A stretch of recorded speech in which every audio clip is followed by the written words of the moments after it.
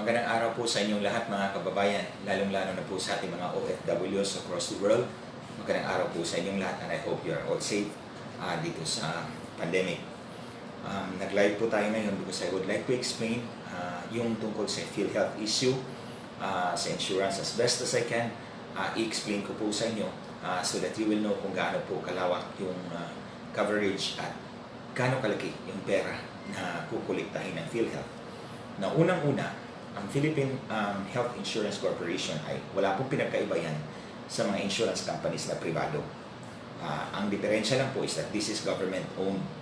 It's a government-run system. Ng gobyerno po ang nagpapatakbo nito.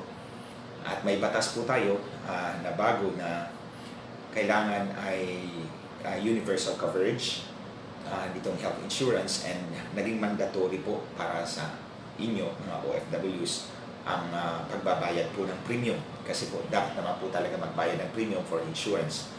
But, hindi po ako pabor na, honestly, I'll start right now, na hindi po ako pabor na papagbayarin po ang mga OFWs compulsorily, na compulsory po pipilitin po kayo. Voluntary perhaps, kasi nasa inyo yan kung gusto nyo maging cover, kung hindi. But if it's mandatory, towards the end of this live broadcast, meron po akong solution, meron po akong suggestion kung saan po tayo kukuha ng pera. Basta wag lang po mangulikta sa mga OFWs. And then the government can still give you universal coverage. Now, nagpalabas po ang PhilHealth ng circular, that's 2020-0014. I suppose nakita nyo na po yan. Ang coverage po niya ay lahat ng Filipinos na naninirahan sa ibang bansa o nagtatrabaho sa ibang bansa, including those on vacation, kahit nagbabakasyon ka, or waiting for documentation. I think this refers to seafarers po, nating mga kababayan. So, ang coverage po niya ay land-based OFWs, yung mga nasa lupa, seafarers and other sea-based workers, Filipinos with dual citizenship, Filipinos living abroad, overseas Filipinos in distress, kasama pa. Kahit pa yan yung in distress, kasama pa pala. And other overseas Filipinos not previously classified elsewhere. So, ito yung definition ng overseas Filipinos covered ng batas. Now, ang pagbabasihan po ng premium ay yung monthly income. Yung kita po ninyo buwan-buwan. At nakasabi dito, the premium contribution shall be salary-based. So, base po sa inyong sahod. So, kailangan pong magpakita ng acceptable proof of actual income. So, kung kailangan po tayong magpakita ng acceptable proof of actual income buwan-buwan, di wala po tayong lusot. Lahat ng OFWs hindi po makakalusot kasi kailangan mo ipakita yung kontrata mo or yung proof of actual income. Now, ang nakasaad po dito ay at the beginning of the year, ito ngayon, 2020, 3%. 3% ng inyong sahod ay ibabayad po ninyo as premium buwan-buwan. Ito po ay tataas hanggang 5% sa 2025. So 2025, 5% na po. Ngayon magsimula ng 3%. So example, ang kita mo ay $400 every month, bawat buwan, $400. Ang babayaran mo ay 624 pesos buwan-buwan, 3%, yan ang $400. Ang computation po nila ay based on exchange rate of 52 pesos bawat isang dolyar. So, kung $400 ang kita mo sa isang buwan, ang babayaran mo ay 624 pesos. So, isang taon, 7,488 pesos, 458 pesos. For income floor, ang income floor niya, ang pagkakaintindi ko po, if your income is below 10,000, hindi ka magbabayad. Pero, wala naman pong OFWs na 10,000 na ang kinikita sa isang buwan. So, lahat ng OFWs ay covered. Pero at kung ang iyong income ay $1,154 and above, ang babayaran mo dito sa $1,154 every month, nakita mo ay 21,600 pesos. So, yun yung computation nila. Now, that is on a per person basis, di ba? Ulitin ko, $400, kung sakali $400 ang kita mo sa isang buwan, ang babayaran mo sa isang buwan ay 624 pesos. Sa isang taon, 7,458 pesos. Kung mas mataas ang kita mo, assuming $1,154 ang babayaran mo buwan-buwan ay 1,800 at ang buong taon ay 21,600. So that is on a per person basis about isang OFW. Now, gaano nga ba kalaki ang makolekta ng PhilHealth kung ipapatupad ang mandatory premium contribution na ito? Based on yung remittance po ninyo noong 2019. Noong 2019 po, ang narimit po ng lahat ng OFW sa buong mundo, that is only for those na dumaan sa sa official channel, sa mga bangko, remittance centers, pero yung mga pinapadala sa kaibigan, at yung kaibigan nyo nagbibigay dito sa inyong pamilya, hindi po yun recorded. Yung dumaan na po sa bangko, yung dumaan na po sa remittance centers, yung official channels, yun lang po ang na-record. In 2019, ang pinadala po ninyo sa Pilipinas ay $33.46 billion. 33,460 million pesos. $460 million. Now, assuming na yung $33.46 billion ay kalahati ng inyong kita, sa isang taon, kalahati ng inyong kita sa isang taon. Kasi ang iba naman, gagastusin din nyo sa lugar ninyo, di ba? Kung nasaan kayo, gagastusin din nyo, kakain kayo, babayad kayo ng tirahan. So, ang inassume ko, isang kalahati, pinadala ninyo sa inyong pamilya. So, if $33.46 billion ang pinadala ninyo through official channels, I repeat, hindi kasama yung mga pinadala sa kaibigan or other unofficial channels, kung kalahati ito ng inyong sahod, ang kinita po ninyo sa buong 2019 ay $66.92 billion. $66.92 billion. That's 3.479 trillion pesos. 3,479,840 million pesos. Ganyan po kalaki ang kita ninyong lahat ng mga OFWs. Ulitin ko, 3,479,840 million pesos. 66.92 billion US dollars. Now, kung ang 3% ay ipagbabasihan po sa kinita po ninyong 66.92 billion na ang kalahati ay pinadala po ninyo sa Pilipinas, ito yung recorded, 33.46 billion pinadala niyo rito, pero ang kabuuang kita ninyo sa isang taon ay 66.92 billion dollars, ang 3% po ay 2 billion 7 million dollars. 2 billion 7 million dollars. So, kung sa peso po yan, 104 billion 395 million pesos. So yun po ang 3% na kukuliktahin sa inyo ng PhilHealth. 2 billion 7 million US dollars. 104 billion 395 million pesos. Sa 3% lang po yan. Pag umabot na po sa 2025, and assuming ganun pa rin, constant yung income ninyo, hindi tumubo, hindi bumaba, hindi naman mangyayari, tataas din naman. So ilagay lang natin, constant siya. At 5%, ang makukulikta ng PhilHealth sa isang taon, $3.346 billion. $3.346 billion ang kukuliktahin sa inyo sa 2025. 173 billion 992 million pesos. So maraming pera po yan. Now, sasabihin ng PhilHealth, saan kami kukuha ng pera? Diba? Kung hindi nyo papagbayarin, maingay ka, Glenchong, o ayaw mong magbayad yung OFW, so saan kami kukuha ng pera para masustusan yung programa ng PhilHealth? Ay madali lang po. I have a solution. Ay hindi ko naman ito solution, suggestion ko lang. Basta hindi po ako, tutol po talaga ako na gawing mandatory yung premium contributions ng ating mga OFWs.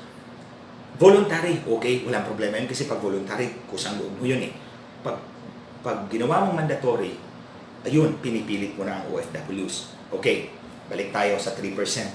$2 billion ang kukuliktahin ng PhilHealth. That's about 104 billion pesos taon-taon.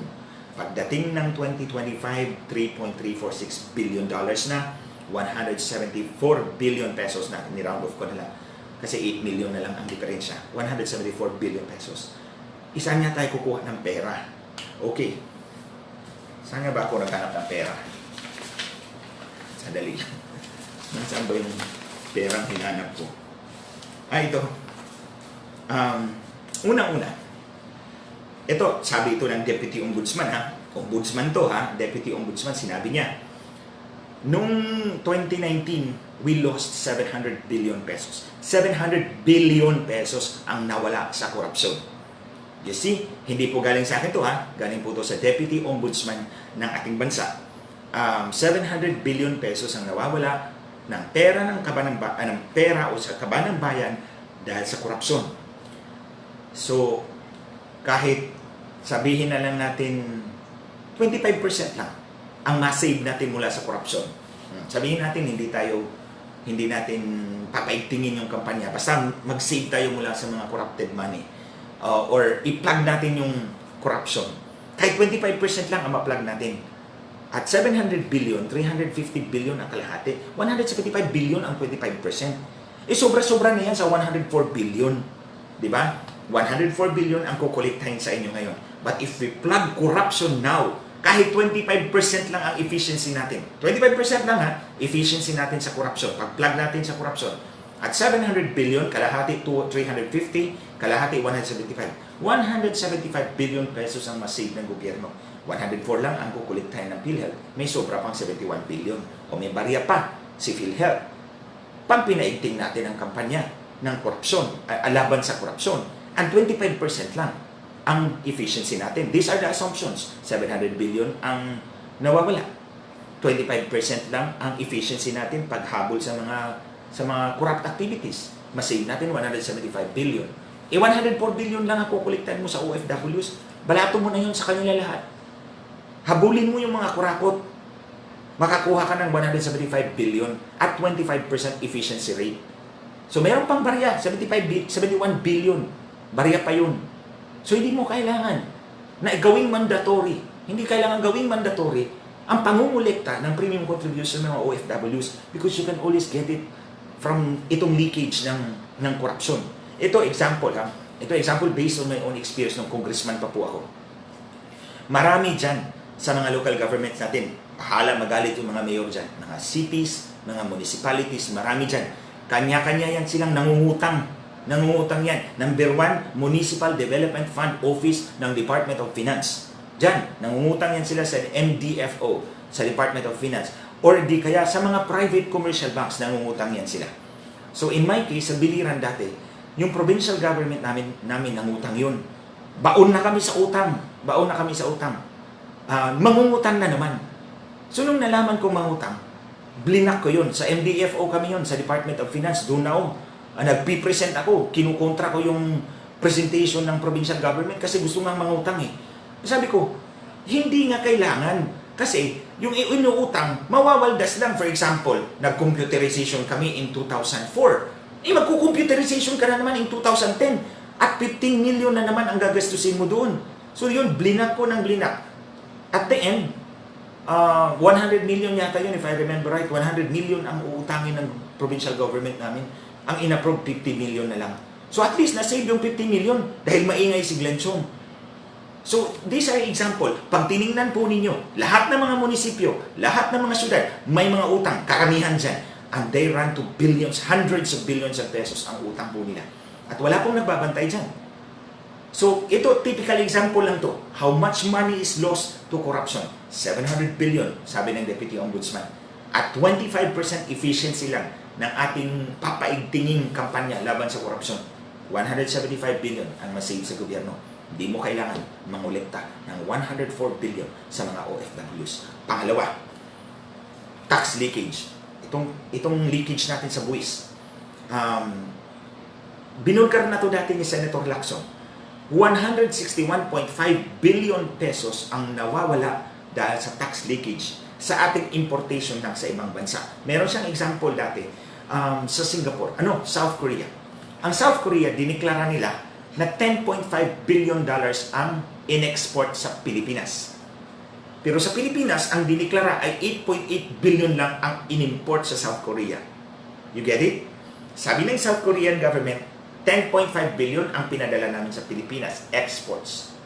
Sabi ng Pilipinas, ang binili namin sa South Korea ay 8.8 billion lamang. So may difference na 1.7 billion dollars. So, computin na lang natin ang 12% VAT. 12% of 1.7 is almost $200 million. Tama ba? Almost $200 million. So doon, that's about 10 billion pesos. That's a typical example of tax leakage.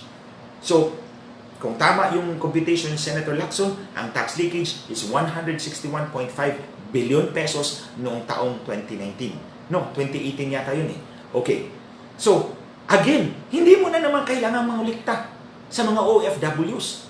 Kasi, itong tax leakage, sabihin na lang natin, 50% lang ang efficiency rate mo. You can get 180 billion pesos. So, 80 billion. Okay. So, pag na-save mo yung 175 billion doon sa corruption, 25% efficiency rate, plus 80 billion dito sa tax leakage at 50% efficiency rate, that's 250 billion. Times 2, more than times 2.5 kaysa kukuliktahin mo sa mga OFWs. So, ito suggestion ko lang po. Hindi naman, wala naman po ako sa gobyerno. But if there's a will, there's a way. Pag ginusto talaga nating i-plug yung corruption, we can plug corruption. We can always find ways. Tingnan mo yung Singapore, yung motto po nila. Sa Singapore, ang motto po nila sa kanilang anti-corruption agency, swift and sure. Swift, meaning mabilis ang investigasyon. Sure ang pagkakulong. So, swift ang investigasyon, sure ang pagkakulong. Kaya po, mababa ang corruption sa Singapore kung meron man. And look at them, mayaman po sila. Mayaman sila dahil walang korupsyon sa gobyerno. Hindi naman sinabi na perpekto ang ating sistema, perpekto ang ating gobyerno. But the problem is there right before us. Nandiyan ang problema sa ating harap. What are we going to do? Titingnan lang ba natin ang problema o we do something to stop it? At hindi natin pahirapan kailangan ng ating mga OFWs. Again, 25% efficiency lang po ng anti-corruption efforts, you save 175 billion pesos. Tax leakage, 50% lang ang efficiency rate, you get 80 billion pesos. That's 255 billion pesos. More than 104 billion na kukuliktahin mo sa OFWs. Kahit i-cover mo pa ang lahat ng OFWs sa PhilHealth coverage, i-cover mo pa ang lahat ng OFWs sa PhilHealth coverage, walang babayaran, balato mo na yan, balato na ng gobyerno yan, balato na ng PhilHealth yan sa ating mga OFWs who toil every day in foreign lands, serving foreign people. Remember that. They toil every day in foreign lands, serving foreign people, serving foreign interests, not of their own. Tapos itong PhilHealth contribution, sisingilin pa natin. Maghanap tayo ng ibang paraan na matustusan natin ang pangangailangan ng PhilHealth na hindi mo kailangan pabayarin ang mga OFWs. Balato mo na sa kanila lahat yan. Make it mandatory coverage for all OFWs without paying premiums. Because pwede natin hanapin ang pera sa anti-corruption efforts, sa tax leakage. There you have it. Ito pa. Ano na lang. Barya na lang ito. Itong si Smartmatic. Babayaran na naman natin sa 2021. Sigurado ako, magpapaputol ako ng daliri kung hindi tayo magbabayad ng not less than 10 billion pesos. Sa 2021, lalabas na naman ang sindikatong Comelec at Smartmatic. At magbabayad na naman tayo, mind you mga kababayan, mga 10 billion at the minimum. So yun, pera na naman yun. Tapos pagkatapos, dadayain na naman ang ating halalan.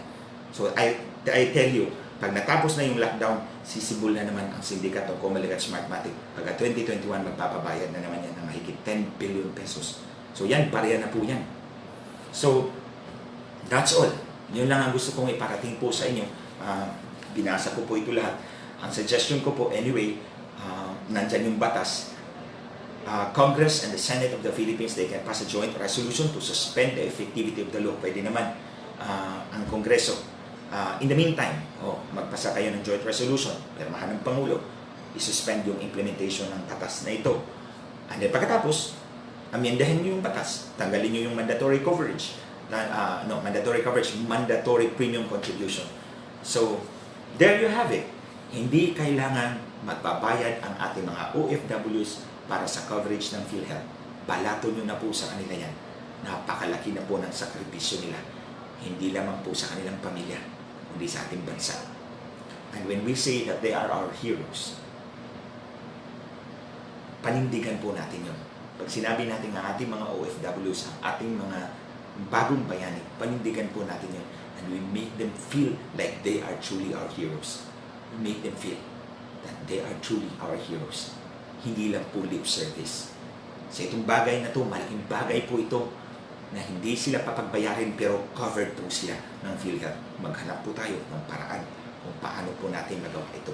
If there's a will, there's a way. But surely, hindi po ang OFW papagbayarin. That's my point. Ito po yung stand ko dito sa issue na ito. So mga kababayan, at the end, I just want you to know na yung remittance po ninyo noong 2019 constitutes 9.3, almost 10% of the gross domestic product of the Republic of the Philippines. Ang gross domestic product, ang ibig po sabihin, ito po yung halaga, kabuuang halaga ng mga produkto at serbisyong nagawa sa isang bansa sa loob ng isang taon. 10% po dyan ay galing sa inyong remittances. Gross national income, 7.8% po ang value na inyong pinadala. So, come to think of it, kung gaano kayo kahalaga sa ekonomiya ng bansa. And then again, if we really see our OFWs as our heroes, we make them feel every moment of it. So, yun na po mga kababayan. I hope na-enlighten ko po kayo. Maraming salamat po sa inyong panonood. And I hope you will take good care of yourself wherever you are. Keep safe sa pandemic. Thank you so much. Magandang hapon po sa inyong lahat.